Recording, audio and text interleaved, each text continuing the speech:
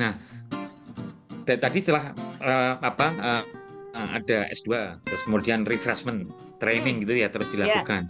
ya. Apakah guru juga di situ ya diberikan bekal untuk bisa terus ngikuti perkembangan zaman? Bagaimana mekanismenya?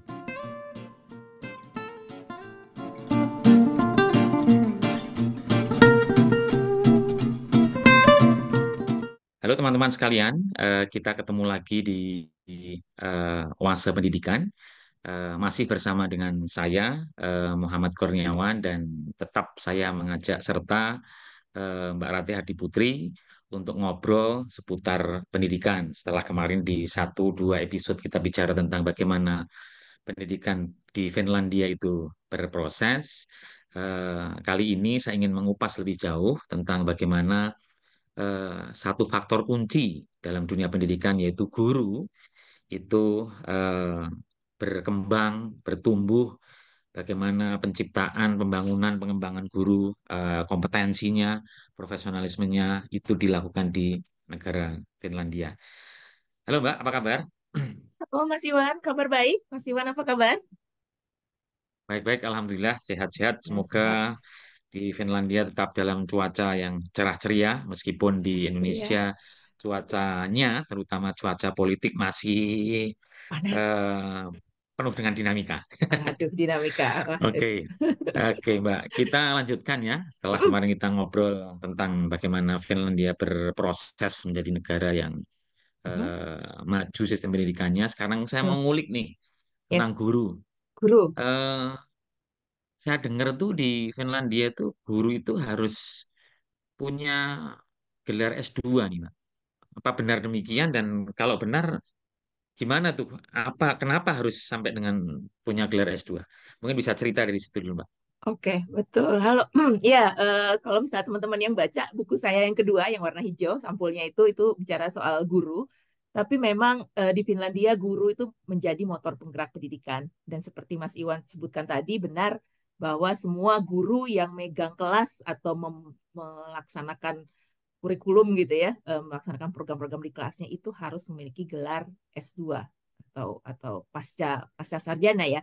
Karena kalau dipikir-pikir memang benar juga ya karena S1 itu mereka harus menyelesaikan sekitar 180 kredit. Jadi ada skripsi gitu Mas ya, itu kan penelitian. Nah, ya nanti master mereka harus menyelesaikan 120 kredit atau jadi semuanya total 300 dan juga penelitian lagi tesisnya. Jadi ada 2 kali penelitian 300 kredit sekitar 5 tahunan. Jadi mereka cukup ditempa gitu di situ. Dan kebetulan di setiap akhir pendidikan mereka tuh harus para calon guru ini harus magang di sekolah-sekolah tertentu. Jadi yang PAUD mereka ke PAUD gitu, terus yang ke SD ya ke SD, ke guru pelajaran tertentu, guru olahraga juga di situ gitu. Jadi ada ada apa ya pertemuan gitu dengan kontak dengan pihak sekolah gitu bagaimana mereka berproses. Nah, itu yang menurut saya menarik sekali karena yang saya tahu guru-guru TK saja mereka sudah punya gelar S2 gitu loh Mas. Jadi ini yang menurut mereka faktor yang sangat penting ya untuk guru berdaya dan memiliki tingkat pendidikan yang tinggi, lumayan tinggi. Apa Mbak urgensinya Mbak? Atau apa bedanya gitu dengan yang enggak S2 kalau dalam pandangan Mbak Ratih? Apa ya yang saya lihat ini ada sejarahnya juga kalau misalnya ini Menteri Mati Hatisari itu juga guru olahraga dulunya. Tapi beliau hanya dari training Hmm, kata. Dan memang beda gitu. hmm, Kalau training kan memang ya, maksudnya gini tidak dinafikan juga dulu waktu awal-awalnya perubahan tahun 70-an itu kan memang mereka semua di training gurunya mendapatkan pelatihan saja. Tapi dengan seiring pendidikan guru ini masuk ke universitas untuk riset, mereka terbiasa untuk mendapatkan data itu dari penelitian. Tidak hanya sosial oh, I media see. atau apa ya omongan-omongan gitu dan karakternya terbentuk. Jadi mungkin kalau teman-teman yang baca buku saya itu terasa sekali bahwa guru-guru itu harus mendapatkan pelatihan lagi gitu ya. Kami misalnya mempunyai pengetahuan atas ilmu tertentu itu harus sebelum mengajar Hmm. setelah 5 tahun harus lagi diasah pedagoginya. Jadi cara mengajarnya di apa ya diasah lagi itu kami mempelajari psikologi dan sosiologi. Artinya psikologi itu ilmu orang-orang gitu kan. Maksudnya kita mengetahui oh anak ini lebih visual, misalnya dia lebih suka mendengar. Itu kita bisa bisa tahu oh anak ini mungkin asesmennya tidak sama. Nah, seperti itu gitu loh. Dan kalau misalnya sosiologi kita tahu perkembangan masyarakat. Nah, sekarang ini misalnya muncul tadi Mas Iwan pernah cerita soal bullying gitu kan, perundungan Ya, gitu. ya. Terus ada lagi soal maraknya migrasi di sini migrasi itu sedang tinggi juga kebetulan masalah LGBT itu juga menarik. Nah, ini hal-hal yang sedang ramai dibicarakan di masyarakat, guru harus tahu. Jadi bisa apa ya bukan mensortir ya, tapi memberitahukan informasi yang benar kepada anak didik gitu. Apalagi misalnya perkembangan sosial media gitu. Jadi dari sekolah sudah diajarkan bahwa ada etikanya. Kalau kamu mengambil gambar seseorang, kalau untuk diposting di sosial media harus minta izin dulu. Hal-hal seperti ini sudah diajarkan di Oke. sekolah. Hal ini ya Mas yang menurut saya bagus juga kalau guru memang terus dididik gitu ya, karena mereka motor penggerak pendidikan itu mereka kan yang pegang generasi muda.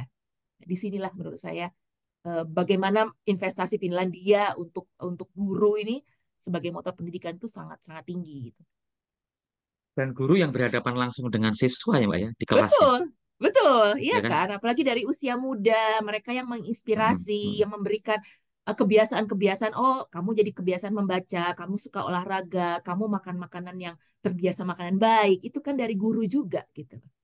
Itu yang saya lihat Ya, ya, ya, ya. investasi mereka di Dan situ. anu Mbak, apa eh, yang dibentuk kalau dengan belajar ya, belajar Hmm. S1 dan S2 itu yang dibentuk sebenarnya budaya berpikirnya ya. Betul, apa ya kita bilang pemikiran kritis ya Mas ya. Bukan Ya, kritik tapi critical kritis, thinkingnya critical dibangun dari thinkingnya situ ya. dibangun, betul, betul. Jadi dia terbiasa oh riset gitu, harus ini cari informasi di perpustakaan. Dia harus tahu cara menulis apa paper berdasarkan riset itu seperti apa, data-data yang terpercaya seperti apa. Membangun membangun budaya ingin tahu juga ya. Betul, jelas dong kalau itu gitu. Jadi apa ya dengan ilmu pengetahuan gitu loh Mas. Jadi kan di universitas diajarkan bahwa mereka mencari data yang reliable misalnya. Oke, bisa memakai sosial media tapi seperti apa sosial medianya yang diambil Hmm, hmm, datanya, hmm. berapa banyak gitu kan itu ini jangan sampai hanya wawancara satu orang dianggap kredibel kan tidak juga harus ada beberapa Oke. dalam 6 atau 10 orang kalau biasanya S1 S2 gitu kan. Itu yang saya lihat memang critical Dengan thinking, itu, research based. dengan apa ya, karakter itu ya, Mm-mm. curiosity-nya tinggi, Betul, critical thinking-nya sudah terbangun, betul. sistem pola pikirnya sudah Mm-mm. terbangun gitu ya, Ya, mm-mm. mindset-nya juga udah terbuka, lebih open-minded gitu. Iya. Itu Heeh. kalau Mbak Ratih lihat sangat berpengaruh pada bagaimana cara mereka mengajar atau Jelas, berinteraksi dengan siswa. jelas, Hmm. jelas. Jadi sejatinya yang kan tahun 2015 ya mulai mulai di universitas diadakan lagi siapa yang sudah mengajar 5 tahun gitu yang tidak pernah apa sih mendapatkan ilmu pedagogi misalnya harus mengikuti itu kalau tidak memiliki sertifikat itu kami juga agak dibatasi lah mengajarnya gitu lah. Jadi saya mengikuti pedagogi itu di universitas waktu itu bersama para profesor juga gitu, profesor matematika apa Hmm. segala macam. Nah itu juga merasa memang kita sebenarnya berat gitu ya. Aduh, ini baca buku-buku pendidikan buat apaan sih gitu dan tapi cara kita mengajar tuh dilihat bukannya untuk dihakimi tapi oh kamu tuh ternyata sistemnya begini ya gitu lah. Oh kamu bagus ya interaksinya sama sama murid-murid misalnya begitu. Nah jadi ada satu profesor yang memang profesor matematika dia bilang saya tidak peduli anak-anak seperti apa, pokoknya saya ngajar. Tapi dia sendiri akhirnya mengakui di akhir akhir program, akui bahwa oh iya ya, saya jadi berpikiran terbuka. Oh, ilmu sosial seperti ini. Oh, jadi seperti itu yang saya rasakan juga. Oh iya ya, jadi berbeda dan dalam program saya ikut-ikut apa professional teacher education itu ada berbagai macam guru gitu. Ada guru musik, ada guru olahraga. Oh, Saya I kan kebetulan see. dosen untuk ilmu politik misalnya itu beda-beda. Ada trainer gitu. Jadi kelihatan kan memang karena selain programnya berbeda juga cara kita menyampaikan itu berbeda dan itu bisa diasah gitu loh Mas. Tuh, itu dalam pendidikan Hmm. guru.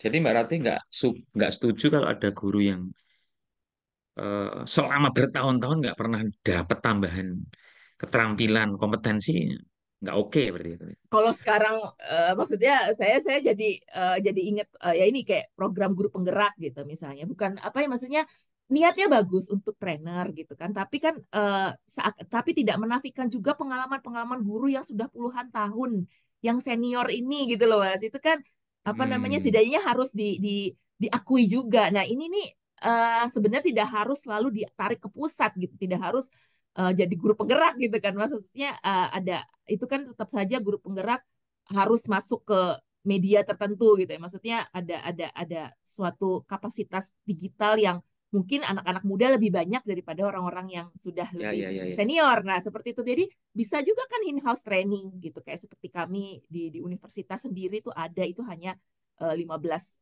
kredit gitu lah. Tapi jadinya kita juga itu yang membuka pikiran lah yang tadinya kita ngelihatnya cuma ilmu matematika aja.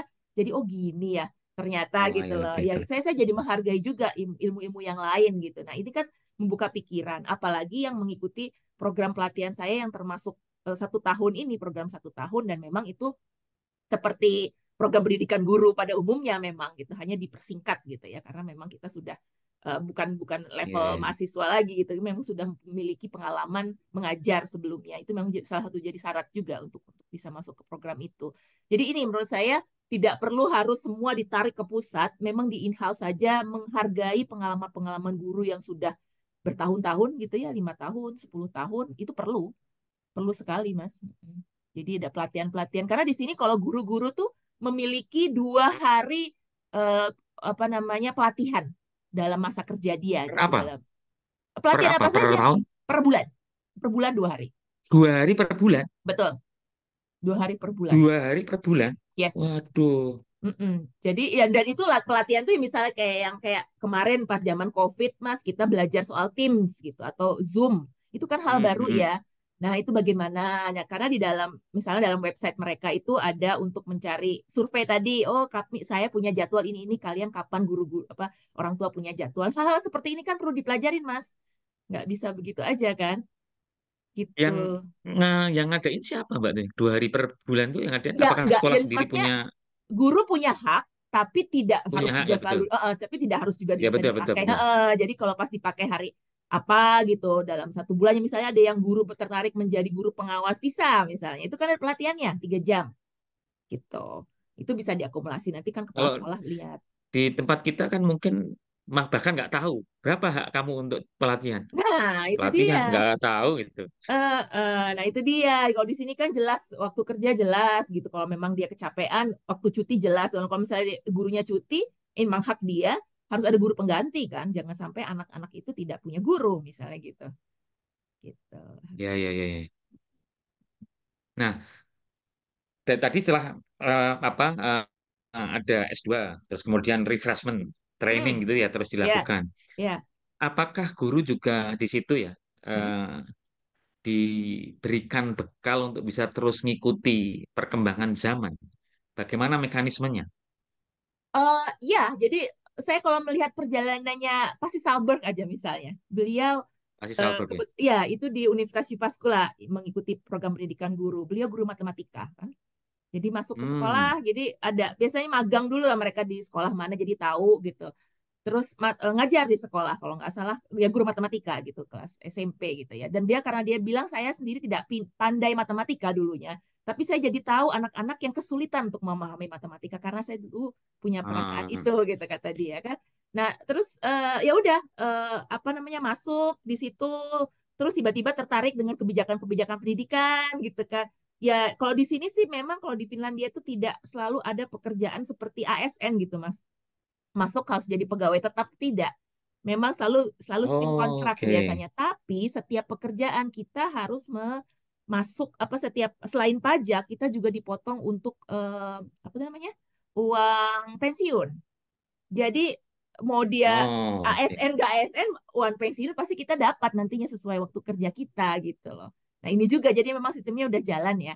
Nah udah itu kan berapa tahun mungkin sekitar 1 dekade beliau bekerja masuk ke apa tuh namanya Kementerian Pendidikan kebijakan-kebijakan masuk ke OECD masuk ke mana terus jadi pengajar di universitas jadi bisa kemana-mana yang tadinya ilmu pendidikan dan guru matematika tadinya jadi bisa dibayangkan betapa beliau evolve gitu loh Mas apa ya berkembang terus gitu dan Ya, ya, ya, ya, rasa ya, dan ada ya. juga ada teman saya gitu misalnya juga guru dia kebetulan guru untuk pendidikan inklusif gitu. Terus guru di sekolah dasar, ah mau sekolah lagi lah, beliau sekolah lagi S3 gitu. Penelitiannya tentang apa di Cina. Jadi kita kebetulan dalam suatu kelompok studi Asia gitu. Ketemu ya udah dia kerja di pergi kemana-mana ke Belanda, akhirnya ke Educluster, akhirnya ke Helsinki, akhirnya ke Tampere seperti itu. Tapi guru ini berevolve gitu, berproses gitu, Mas. Jadi apa Proses. ya, berproses itu. Jadi tidak selalu tetap kalau guru jadi guru selamanya ya nggak apa-apa juga kalau begitu ada gurunya anak saya itu memang dari gurunya anak saya yang pertama gitu, guru musik gitu. Memang mereka beliau suka musik akhirnya jadi guru kelas gitu ya. Terus tapi juga masih ngeband gitu kalau waktu akhir pekan. Jadi apa ya seimbang gitu hidupnya dan bisa terus meningkatkan diri kalau mau gitu loh. Belum lagi kan kalau misalnya guru kalau dia ingin mengikuti apa menjadi kepala sekolah itu tidak karena senioritas ada yang belajar lagi ilmu kepemimpinan organisasi kan.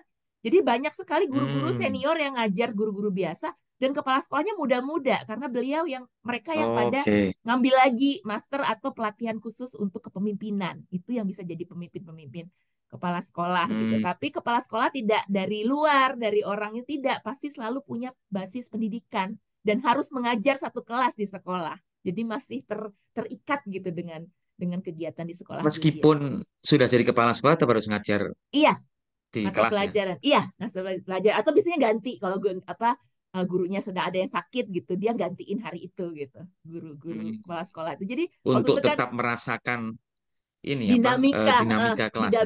dinamika kelas dan hubungan dengan siswa itu jadi dekat gitu.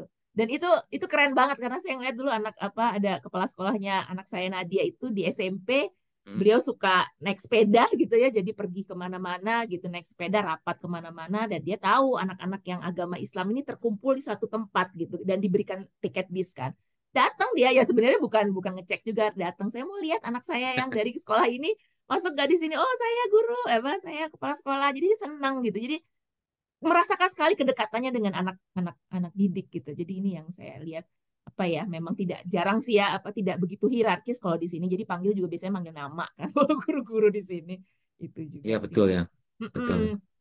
Mbak Jadi kalau saya boleh tanya, mm, kalau boleh tahu nih, uh, secara status sosial gimana di profesi guru di situ? itu saya tulis di buku pertama kayaknya Mas ya. Status Nah, sosialnya iya tinggi. ya, Itu juga sih. tinggi ya. Jadi tinggi. Jadi apa ya? Mereka bangga gitu kalau jadi guru. Jadi ada polling Bukan test. ngomongnya nggak sembunyi-sembunyi gitu. Enggak, jadi Hanya oh guru kok gitu. Bukan ya. enggak ada. Jadi memang guru tuh oh saya guru di sini gitu. Jadi guru itu memang apa ya? Karena melakukan itu ya, apa namanya? Kegiatan yang positif gitu ya, memberikan pelayanan kepada publik yang positif itu apa namanya dihargai sekali dan biasanya mereka satu apa laki-laki atau perempuan tuh di polling selalu bangga kalau pasangannya itu berprofesi guru gitu. Jadi selalu Hmm, jadi guru tuh di antara laki-laki dan perempuan sama bobotnya tinggi dan kebetulan memang gajinya juga ya standar ya. Jadi nggak ini banget gitu, nggak rendah sekali. tinggi banget ya enggak ya? Nggak, biasa aja sih. Dan itu juga termasuk Biasa ini ya. ya, termasuk apa tuh namanya ikut sistem ya. Jadi makin senior ya makin makin tinggi gajinya. Dengan apa? Dengan anggapan persepsi status sosialnya tinggi, Mm-mm, terus kemudian dengan penghargaan apresiasi pemerintah dalam mm-mm, bentuk remunerasinya itu lumayan, mm-mm, mm-mm. ini berpengaruh pada spirit mereka untuk menjadi bagian dari membangun sebuah bangsa maju nggak, Pak? Dengan Oh iya mereka dong, profesi. jelas jelas. Apalagi kan sebenarnya kadang-kadang kita mikir Hmm, guru itu punya bonus juga ya karena anak-anak kan mereka bisa dapat cuti tapi juga kan waktu bekerjanya mereka liburan musim panas tuh panjang loh Mas 2,5 bulan. Jadi ngikutin waktu 2,5 sekolah bulan kan. ya. Iya. Jadi apa namanya kayak musim sekarang nih musim dingin. Kalau kita kan jadi mereka libur dari tanggal kemarin 22 sampai tanggal nanti 8 Januari masuk. Jadi sekitar 2 minggu kan libur. Kalau kita kan harus ngambil cuti. Kalau kita saya gitu Ya, kan ya, ya, cuti ya, saya ya, ya, dipotong. ya. Kalau mereka kan tidak karena memang waktu kerjanya nggak ada orang yang kerja pada saat itu gitu loh mas. Nanti mereka bisa ngambil lagi liburan bareng. Jadi apalagi nanti ada libur seminggu tuh libur musim dingin. Nanti ada libur musim panas yang panjang gitu. Walaupun mereka misalnya masuk anak-anak sekolah masuk Agustus mereka udah awal Agustus udah masuk sih ya apa namanya untuk rapat sekolah biasanya mereka mempersiapkan segala macam. Jadi memang liburan tuh mereka liburan yang berbeda sekali kalau Mas Iwan baca yang bukunya Teach Like Finland itu kan kalau di Amerika Mereka malah liburan musim panas cari training gitu Ya, kan. iya betul Jadi betul nggak pernah istirahat gurunya. Kalau di sini betul tidak. betul betul. Training itu masuk ke dalam mata apa namanya waktu kerja mereka gitu. Hmm, Jadi apa ya, ya memang ya memang ya. beda gitu dan memang memiliki kebosan batin sih saya kalau ngelihat beberapa teman saya yang profesinya guru itu memang ya itu ya Hah? tetap ya misalnya ada ibu-ibu gitu ya dia dia guru apa guru kelas gitu. Dia pas ikut kadang-kadang aktif gitu ikut anaknya lihat basket atau ikut apa Hmm. football apa lihat musik tuh bawa berkas anak-anaknya jadi sambil nunggu break itu dia menilai gitu tugas gitu ada juga yang kayak gitu jadi apa ya tapi memang Oke, nggak dibikin stres gitu loh mas gitu. nggak ada. Gini, bicara Nah, soal nggak bicara tidak dibikin stres. ya.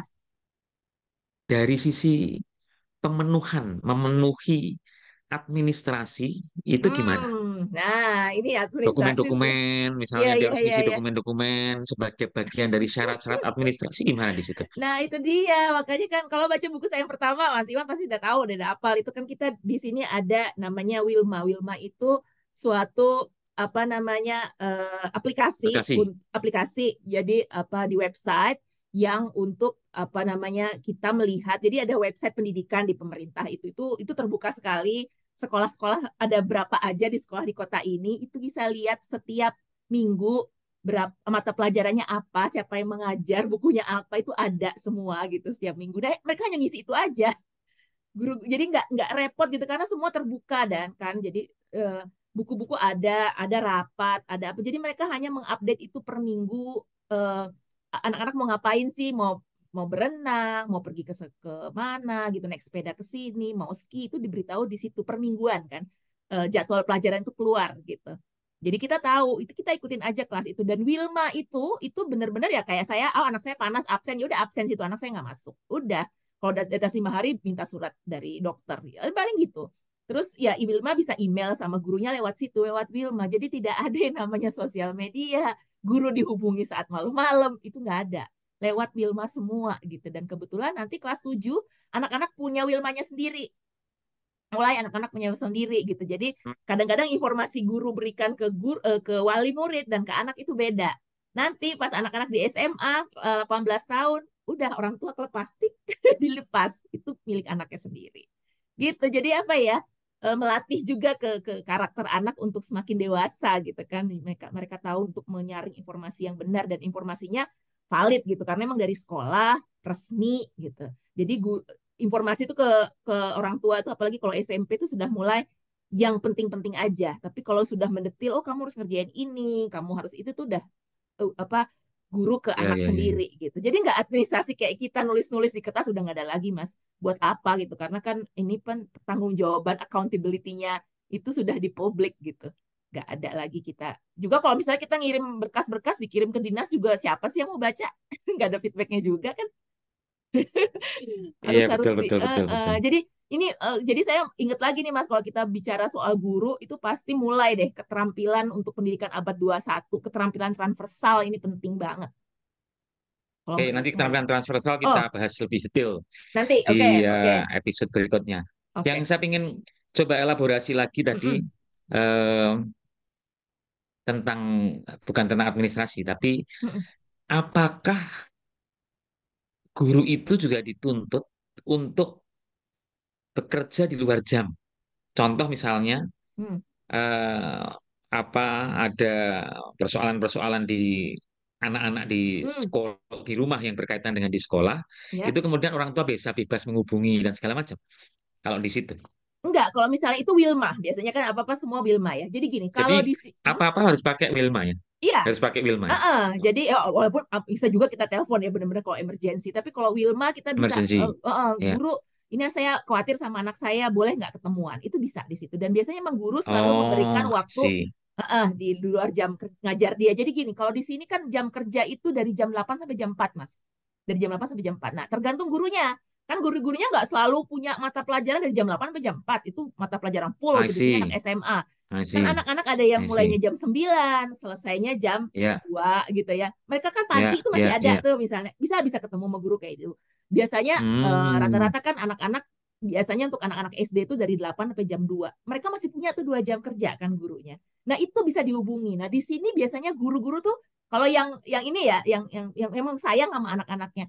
Oh, anak ini agak terlambat ini. Nah, dia bisa kasih masukan ke anak mau nggak pelajaran tambahan. Itu di situ itu guru yang nawarin, Mas. Guru sendiri jadi kita nggak ada les lagi gitu. Itu jadi kayak anak saya waktu yang saya cerita di buku itu dia pengen banget masuk SMA yang nanti tesnya susah, boleh nggak guru saya nilainya bagus dong di Tambahan. atas tambahan. Nih, pelajarin buku ini. Gurunya buku sendiri gitu. Ya mungkin dari buku dari sekolah ya, tapi coba kalau kamu bisa ini, bisa nanti. I Kalau nggak see. mengerti, tanya saya gitu. Terus kalau misalnya mau hair gitu, maksudnya ngerjain lagi. Ya itu tadi, kalau anak saya kebetulan nilainya udah bagus, tapi pengen dibagusin. Itu di situ di luar pelajaran gurunya kasih. Itu di situ, Mas. Gitu. Jadi asal masih dalam jam waktu pelajaran, apa jam-jam kerja gitu ya, jam 8 sampai jam 4, boleh. Tapi kebetulan kan kalau kita rapat-rapat sekolah, orang tua biasanya jam 6 sore. Jadi orang tua juga udah selesai kerja kan. Jadi ada juga kan orang yang masih kerja dari jam 9 sampai jam 5, Hmm. 9 to 5 itu. Jam 6 tuh biasanya udah bisa lah kumpul-kumpul gitu orang tua ke sekolah gitu jam 6 sampai jam 7, biasanya cuma 1 jam kok, satu Ya, jam ya, setengah ya. jam doang gitu, apalagi kan acara-acara yang kayak konser apa tuh kan biasanya emang jam 6 jam 7. Kalau di sini kalau makan malam tuh jam 5 sore biasanya, jadi habis makan malam gitu. Hmm. Gitu. Jadi apa ya sudah teratur gitu loh Mas. Jadi kayak di sini kan kayak di flight itu di mana-mana semua orang udah tahu Mas waktu tenang tuh jam 10 malam sampai jam 7 pagi. Jadi nggak ada tuh apa namanya apa sih namanya ada yang melakukan apa namanya ketok-ketok apa bikin ngebangun malam-malam tuh nggak boleh, kita Ya, bisa ya, ya, ya. berhak menelpon polisi bahwa ini ada yang main musik gitu, atau kadang yang punya pesta mereka juga izin ke tetangga-tetangganya, oh maaf saya nanti malam ada pesta gitu, nah kayak gitu minta izin paling gitu. Tapi karena kita tahu di atas jam 10 sampai jam 7 pagi itu masa tenang, nggak boleh ribut-ribut. Oke, I see. Itu public Dan holiday. kalau begitu, kemarin kita bicara di episode sebelum ini, kita Uh-uh. bicara tentang ekosistem pendidikan, Yes. di mana komponen, elemen, Hmm, pilar ekosistem pendidikan di Finlandia itu semuanya sudah sadar peran masing-masing dan bagaimana betul. mengkolaborasikan, mensinergikan antara satu Ya, pilar dengan pilar yang lain. iya. Eh, Mbak Rati ngelihat apa nih di bagian akhir nih? Mm-mm. Pengen tahu nih saya Mm. pesan buat guru-guru di Indonesia apa? Guru-guru itu harus open minded sih Mas ya. Apa ya? Open minded sama sama bidang dia gitu. Jadi ya di kelas dia apa. Jadi benar-benar yang kalau apalagi kalau di Finland, kalau mulai dari Finland itu mereka membantu anak-anak yang kesusahan malahan. Kalau anak-anak yang pintar bukannya didiamin tapi memang dikasih buku yang bisa sendiri gitu. Dia bisa independen gitu. Tapi kalau anak-anak yang lemah dibantu Hmm, sekali. Nah ini gitu. Jadi karena anak saya kan ya itu termasuk lemah dalam bahasa Finlandia misalnya, itu mereka sangat perhatian. Itu yang saya rasakan gitu. Jadi kita coba membantu anak-anak yang lemah supaya bisa lebih apa ya, bisa bukan, makanya itu tadi bukan soal ranking sih ya, tapi dia memang coba paham gitu, intinya itu paham, jadi nilainya nggak bagus pun tidak apa-apa gitu, karena eh, oke. guru inilah juga karena motor itu tadi, guru inilah yang melihat oh anak ini nggak serius ya, oh anak ini ada masalah apa, itu semua saya dapatkan dari guru itu, oh anak ini berbakat di sini nanti bisa ini itu, mereka berkomunikasi sama orang tua, jadi anak saya teman-teman yang bisa tahu ada yang dapat ADHD dapat apa itu taunya dari guru-guru yang mengamati di kelas seperti ini gitu. Jadi open Dan minded ya. pendidikan tadi itu, Mm-mm. pendidikan tinggi tadi itu, Ya. pelatihan pendidikan tinggi, Mm-mm. upgrading, ataupun refreshment training, Ya, itu mempengaruhi kepekaan guru pada bagaimana mereka berinteraksi dengan siswa-siswa ya. jelas, jelas gitu. Itu apalagi kan memang karena dibangun seimbang ya Mas ya, waktu kerja dengan waktu sendiri gitu. Nah, di sini jadi guru juga punya kesempatan untuk mengembangkan buat hobi kan. Ada yang ikut kur, ngeband gitu, olahraga itu masih ada guru-guru sini gitu. Jadi apa ya, keseimbangan hidup gitu. Jadi tidak seperti kita yang katanya bisa sampai ya, karena guru tuh benar-benar 24 jam diganggu sampai jam 3 Iya benar pagi anak benar. datang, nah kayak gitu-gitu kan Betul betul betul. coba dikurangi Betul. lah gitu kalau bisa ditangani Ya, oleh ya, ya. yang lain gitu sih. Baik, Mbak Ratih. Eh, Waktunya sudah mau setengah jam nih. Nanti Yep, saya di episode berikutnya saya mau coba ngobrol guru masuk masa lagi. depan. Yes. Apa bagaimana guru masa depan itu harus punya peran dalam membangun bagian dari mereka membangun sistem pendidikan yang baik di sebuah negara. Baik Yep. teman-teman sekalian, kita sudah ngobrol tentang bagaimana guru di Finlandia. Kita akan kupas lagi lebih jauh, elaborasi lebih jauh tentang bagaimana guru masa depan itu tidak hanya di Finlandia, tapi di seluruh dunia, karena dunia menghadapi tantangan yang berbeda. Rati, terima kasih ya untuk episode ini. Kita Sama-sama Mas ketemu Iwan. lagi di episode berikutnya. Baik teman-teman, selamat meneruskan aktivitas dan semoga apa yang kita obrolkan ini bermanfaat tidak hanya buat kita sendiri, tapi juga buat orang lain. Semoga. Assalamualaikum warahmatullahi wabarakatuh. Waalaikumsalam warahmatullahi wabarakatuh.